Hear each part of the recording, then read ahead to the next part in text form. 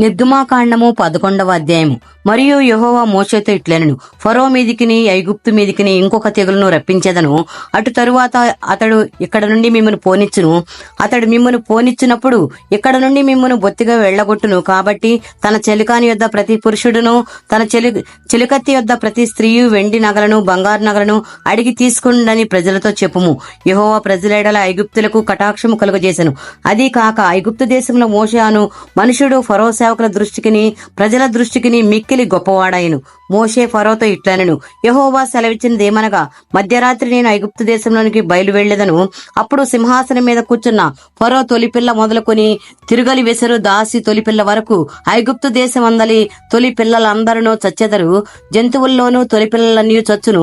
అప్పుడు ఐగుప్తు దేశం అందంతటను మహాఘోష పుట్టును. అట్టి ఘోష అంతకు ముందు పుట్టలేదు, అట్టిది ఇక మీదట పుట్టదు.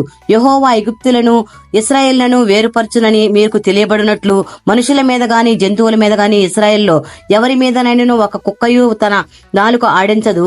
అప్పుడు నీ సేవకులైన వీరందరూ నా యొద్దకు వచ్చి నాకు నమస్కారం చేసి, నీవును నిన్ను ఆశ్రయించి ఉన్న ఈ ప్రజలందరూ బయలు వెళ్ళుడని చెప్పుదురు.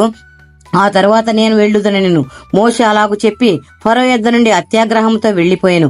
అప్పుడు యెహోవా ఐగుప్తు దేశంలో నా మహత్కార్యములు విస్తారమగనట్లు ఫరో మీ మాట వినడని మోషేతో చెప్పాను. మోషే అహరోనులు ఫరో ఎదుట ఈ మహత్కార్యములను చేసిరి.